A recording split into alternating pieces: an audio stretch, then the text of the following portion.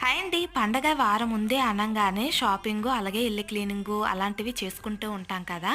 అవన్నీ చేసి సాయంత్రం ఇంటికొచ్చి అన్నం, కూర 2 వండాలంటే అంటే చాలా నీరసంగా ఉంటుందండి. అస్సలు చేయలేరు. సో, అలాంటి వాళ్ళ కోసమే ఈ రెసిపీ అయితే. నేనిక్కడ ఒక గ్లాస్ రైసు, హాఫ్ గ్లాసు కందిపప్పునైతే వేసుకొని మంచిగా కడిగేసి, ఒక 3 టమాటీలు కూడా వేసి, తగినన్ని వాటర్ వేసుకొని 4, 5 విజిలొచ్చేంత వరకు మెత్తగా ఉడికించేసుకున్నానండి.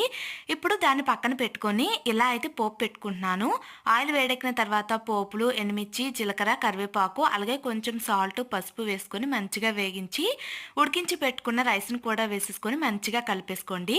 దీంట్లోకి మెయిన్ ఇంగ్రీడియెంట్ వచ్చేసి ఈ ఆవకాయేనండి. దీన్ని వేసుకోవడం వలన సూపర్‌గా ఉంటుంది. ఇదైతే ఖచ్చితంగా వేసుకోండి. దాని తర్వాత కొంచెం కొత్తిమీరని వేసి మంచిగా కలిపేసుకొని, ఇలా అయితే ఒక బౌల్‌లోకైతే తీసుకొని ఉల్లిపాయతో గానీ, అలాగే అప్పడంతో గానీ ఒక్కసారి ట్రై చేయండి. చాలా బావుంటుంది. నచ్చితే లైక్ చేసి ఫాలో చేయండి.